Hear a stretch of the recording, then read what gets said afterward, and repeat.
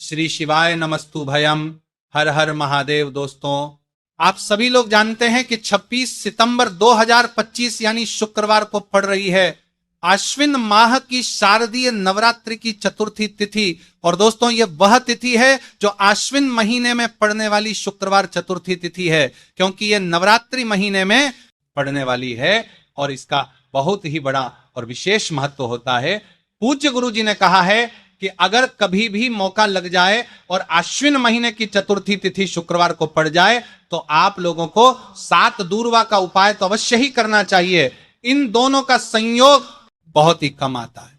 इसी के साथ मैंने अपनी शिव पुराण कथा में बताया है कि इस दिन आपको 7 दूर्वा का उपाय तो आपको अवश्य ही करना चाहिए, क्योंकि ऐसा दिन पूरे साल में सिर्फ एक ही बार आता है। और दोस्तों, आप सभी लोग जानते हो कि शुक्रवार का अगर सबसे बड़ा उपाय है तो वो 7 वाला उपाय है। तो दोस्तों, इस शुक्रवार चतुर्थी तिथि के दिन आप लोगों को इस 7 दूर्वा वाला उपाय को जरूर करना है। बहुत सारे लोग होंगे जिन लोगों ने इस उपाय को ना किया हो, मतलब पूरा साल निकल गया, उन्होंने किसी भी दिन इस 7 वाला उपाय को ना किया हो। पर दोस्तों, आपके पास एक आखिरी मौका बचा हुआ है जो कि 26 सितंबर के दिन है। तो इस दिन आप लोगों को इस वाले उपाय को जरूर कर लेना।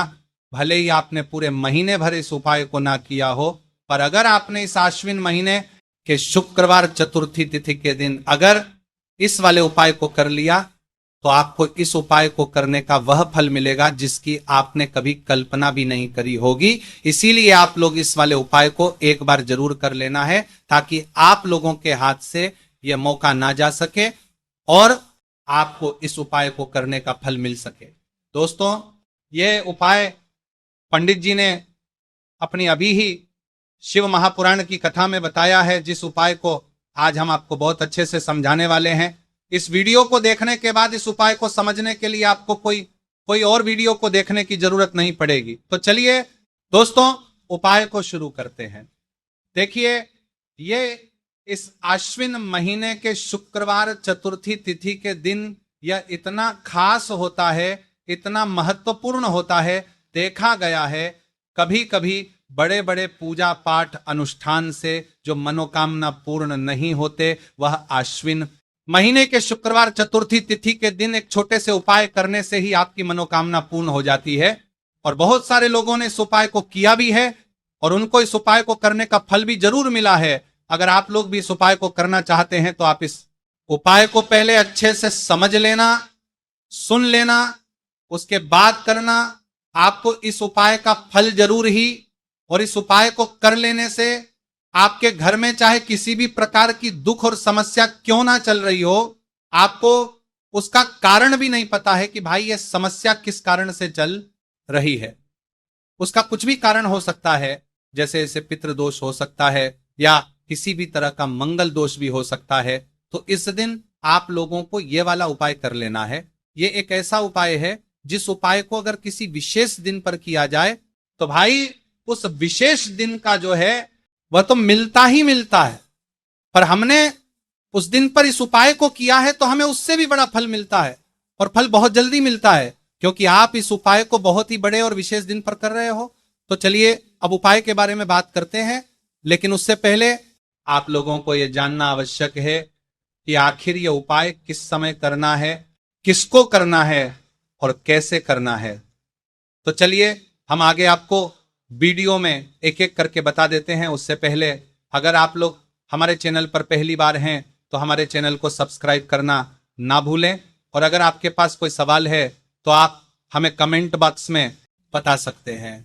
और अगर आपको हमारा वीडियो पसंद आया है तो आप हमें लाइक और शेयर करना ना भूलें। और अगर आपको हमारे चैनल की जानकारी चाहिए तो आप हमें फॉलो कर सकते हैं।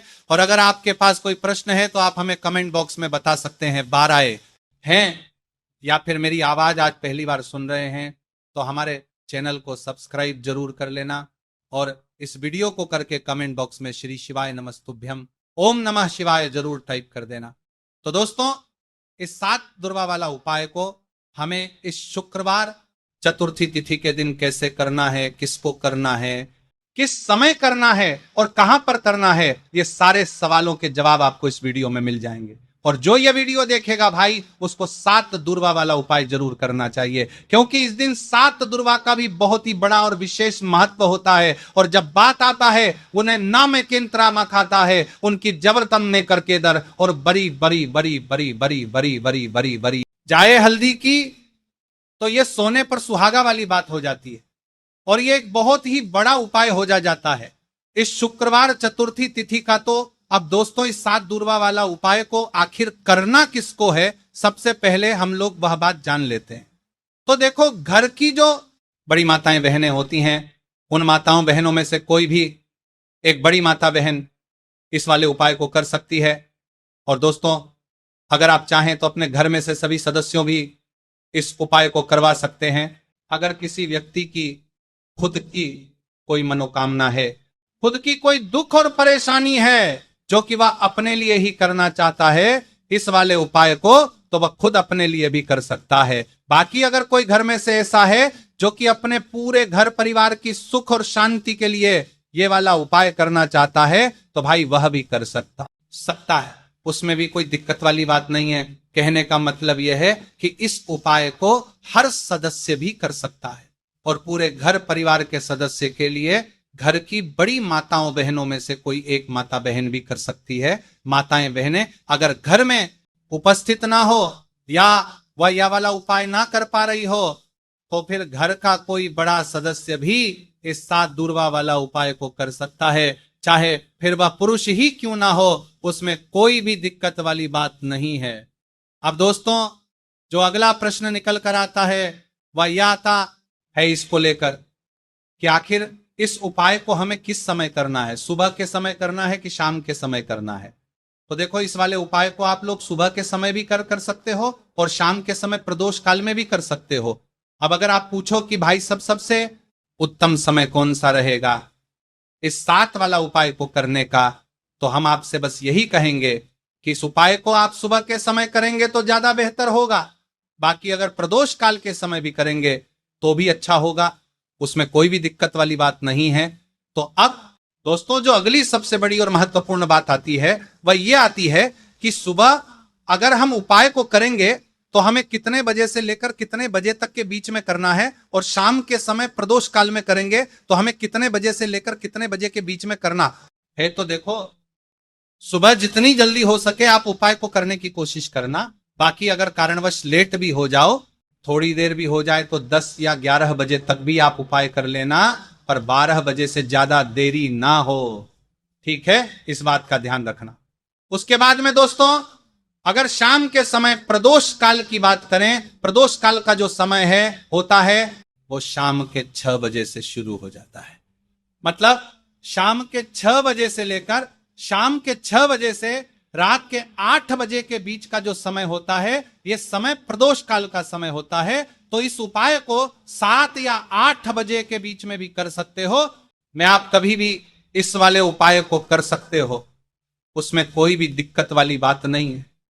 तो अश्विन का महीना ही है जो आपको धन दौलत पुण्य दोनों ही देने वाला है। अश्विन के महीने में तुलसी का पूजन करके, श्री हरि विष्णु से जुड़े हुए कुछ उपाय करके आप अपने जीवन की निर्धनता, धन से जुड़ी समस्याएं, कर्जे से जुड़ी समस्याओं को हमेशा के लिए दूर कर सकते हैं। दूर कर सकते हैं समस्याएं, कर्जे से दूर कर सकते हैं, दूर कर सकते हैं लगातार करके आप समस्याएं, कर्जे से जुड़ी समस्याएं, कर्जे से। ये वही महीना है जिस माह में भगवान विष्णु योग निद्रा से जागते हैं। भगवान विष्णु को तुलसी अति प्रिय है, इसलिए उनकी पूजा में भी विशेष रूप से हम तुलसी का उपयोग करते हैं। और बिना तुलसी दल के, बिना तुलसी मैया के श्री हरि विष्णु की पूजा और उनका भोग दोनों ही अधूरे होते हैं।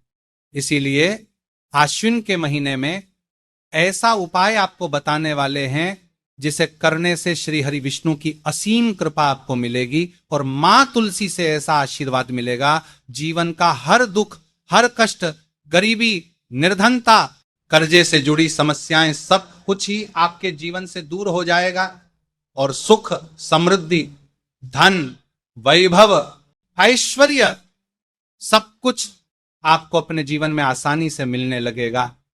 तो चलिए बात कर लेते हैं कि कौन सा उपाय है तुलसी के पौधे में कौन सी चीज आपको रखनी है और इस उपाय को किस समय करना है।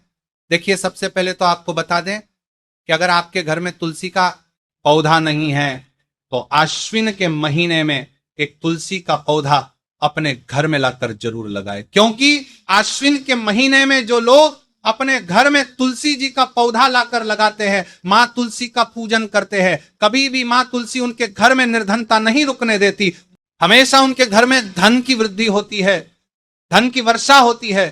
तो जरूर से तुलसी का पौधा आप आश्विन के महीने में अपने घर जरूर लेकर आए और अच्छे से आपको मां तुलसी का पूजन करना है, मां तुलसी के पौधे की देखभाल करनी है। और वह कौन चीज है जो आपको तुलसी के पौधे में आश्विन के महीने 26 सितंबर शुक्रवार चतुर्थी तिथि में रखना है, और कैसे यह चीज रखते ही रातों रात आपके जीवन में चमत्कार होगा और आपके भाग्य का भी आपको साथ मिलेगा।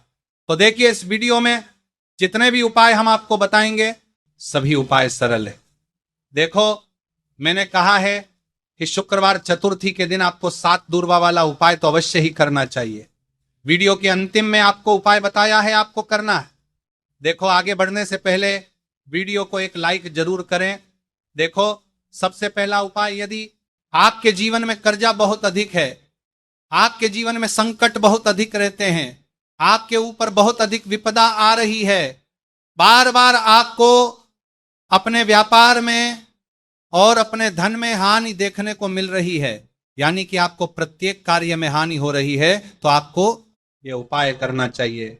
इस उपाय को करने के लिए आपको 2 चीजों की आवश्यकता होगी। सबसे पहले है, आप जानते हो, जो कि भगवान गणेश जी को समर्पित होती है, तो आपको वह दूर्वा की आवश्यकता होगी, साथ ही में एक लौटा जल की आवश्यकता होगी। और आप जब भी उपाय को करें, जिस दिन भी आपको करें, तो आपको प्रातः कल सुबह ही सुबह करना है। इस बात का विशेष रूप से आपको ध्यान रखना है, ठीक है। तो आपको एक दूर्वा लेनी है, अगर आधा दूर्वा भी मिल जाती है तो भी कोई दिक्कत नहीं है, बस आपको दूर्वा है, अगर ज्यादा ना मिले तो उस स्थान पर एक दूर्वा भी ले सकते हैं।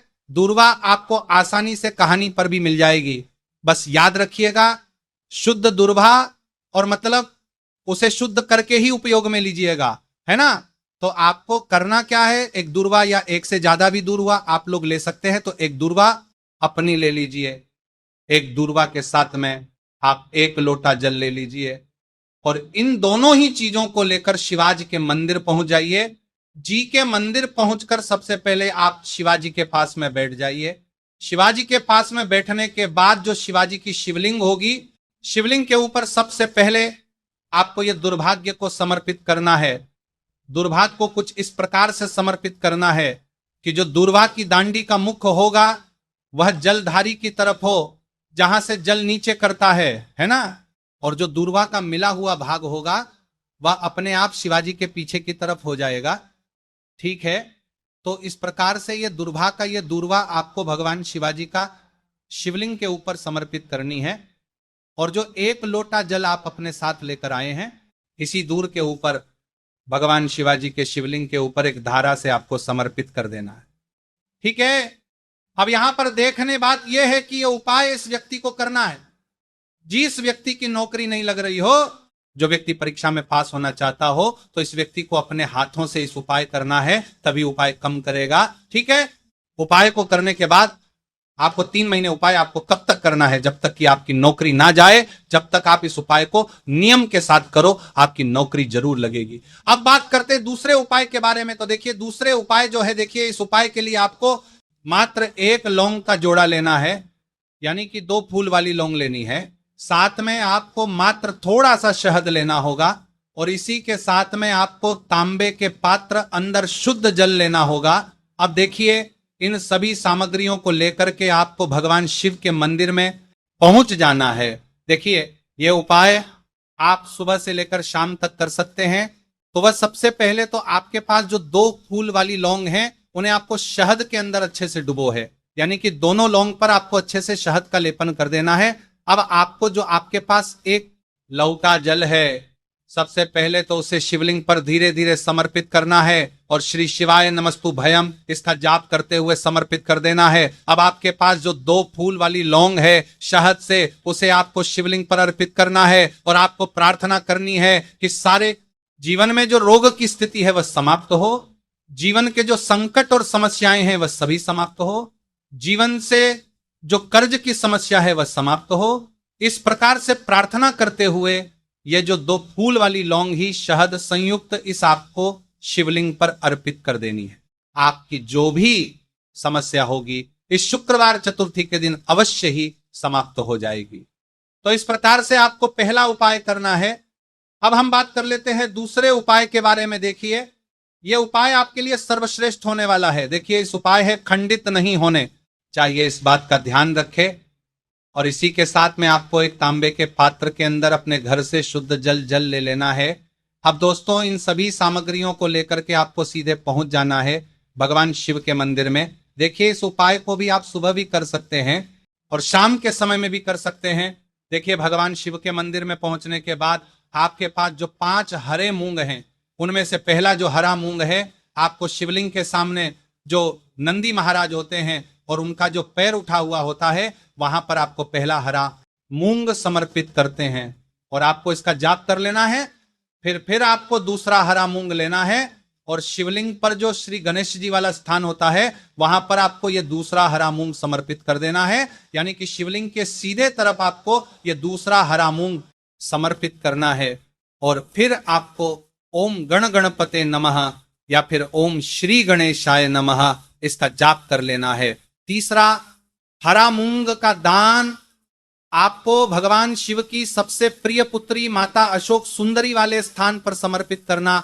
शिव की जो जलाधारी होती है, जहां से जल बह करके आता है, उसी जलाधारी के बीच में जो कहीं कहीं उठी हुई लाइन होती है सांप की आकृति के रूप में, वहीं पर आपको तीसरा हरा मूंग समर्पित करना है और फिर आपको ओम नमः शिवाय इसका जाप कर लेना है। अब दोस्तों, चौथा जो हरा मूंग है उसे आपको भगवान कार्तिकेय जी का जो स्थान होता है शिवलिंग पर, वहां पर आपको यह चौथा हरा मूंग का दाना समर्पित कर देना है और आप ओम नमः शिवाय इसका जाप कर लेना है।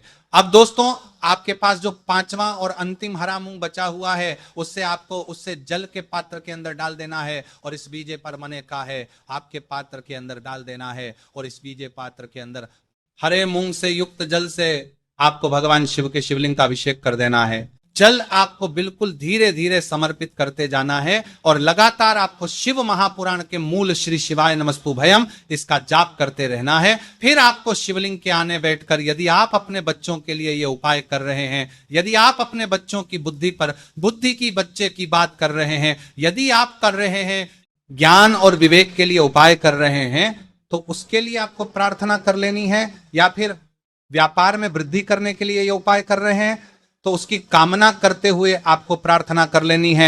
या फिर अपनी नौकरी के लिए कर रहे हैं, या फिर अपने इंटरव्यू के लिए, या फिर धन की प्राप्ति के लिए कर रहे हैं, जिस भी कामना के लिए आप उपाय कर रहे हैं उसे परिपूर्ण करने के आपको महादेव से प्रार्थना कर लेनी है और फिर आपको वापस अपने घर आ जाना है। पूज्य गुरु जी ने कहा है कि जो भी व्यक्ति इस उपाय को कर लेता है तो यकीन मानिए आपके जीवन की जो सारे संकट, कष्ट और बाधाएं ही वह सभी समाप्त होंगे। अब हम बात करते हैं अगले उपाय की। इस उपाय के लिए आपको एक दीपक लेना है। दीपक आप मिट्टी का भी ले सकते हैं और शुद्ध आटा मढ़कर उसका दीपक भी आप तैयार कर सकते हैं। अंदर गोल बाती का प्रयोग करना है और दीपक के अंदर आपको शुद्ध घी का प्रयोग करना है। इसी के साथ में आपको मात्र एक फूल वाली लौंग लेनी होगी। अब ये एक दीपक और एक फूल वाली लौंग लेकर के सीधा आपको पहुंचना होगा बरगद के वृक्ष के वहां पर। देखिए, सबसे पहले तो आपके पास जो एक फूल वाली लौंग है उससे आपको बरगद के वृक्ष की जड़ में समर्पित करना है। देखिए, अगर आपके जीवन में कोई भी बड़ा संकट आने वाला है, कोई बड़ा कष्ट आने वाला, तो वह इस उपाय के माध्यम से दूर होने वाला है। महादेव की विशेष कृपा रहेगी कि जो भी संकट आपके जीवन में आने वाला होगा वह भी दूर हो जाएगा। तो आपको एक लौंग समर्पित करनी है बरगद के वृक्ष की जड़ में, और वहीं पर आपको जो है गोल बाती वाला दीपक जो आप लेकर के गए हैं उससे भी वहां पर प्रज्वलित कर देना है, वट केयर करते हुए। देखिए, जब भी आपको जीवन में इस साल लगने लगे कि आपके जीवन में कुछ भी अच्छा नहीं चल रहा है, तब भी आपको इस उपाय करना है। तो इस प्रकार से आपको ये उपाय करना है। अब हम जान लेते हैं चौथे विशेष उपाय के बारे में। देखें, यदि आपके विवाह में, शादी में कोई भी समस्या आ रही है, यदि आपका जो कर्ज है वह दिन पर दिन बढ़ते ही जा रहा है, तो आपको यह चमत्कारी उपाय करना चाहिए। कोई भी समस्या अगर जीवन में है तो उसे दूर करने के लिए आपको इस समस्या अगर उपाय करना चाहिए। मंगल दोष से जुड़ी हुई समस्या भी है, तब आपको यह उपाय करना चाहिए। देखिए, इस उपाय के लिए आपको एक तांबे के पात्र के अंदर अपने घर से शुद्ध जल लेना है और इसी के साथ में आपको एक चुटकी लाल चंदन लेना होगा।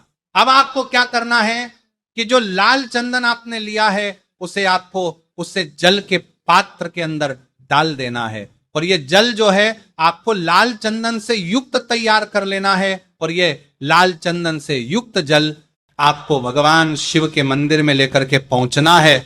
लेकिन उपाय भी आप सुबह से लेकर के शाम तक कर सकते हैं। अब दोस्तों, ये जो लाल चंदन से युक्त जल है, इससे आपको भगवान शिव के शिवलिंग पर धीरे धीरे अर्पित कर देना है, और आपको लगातार श्री शिवाय नमस्तुभयम इसका जाप करते रहना है। देखिए, यदि आपके जीवन में विवाह से युद्ध समस्या चल रही है तो आपको मंगलेश्वर महादेव का स्मरण करना है, और जीवन में अधिक कर्ज की समस्या है तो आपको आर्यन मुक्तेश्वर महादेव का स्मरण करना है। देखना, एक दिन आपकी सब तरह की समस्या जल्दी ही समाप्त हो जाएगी।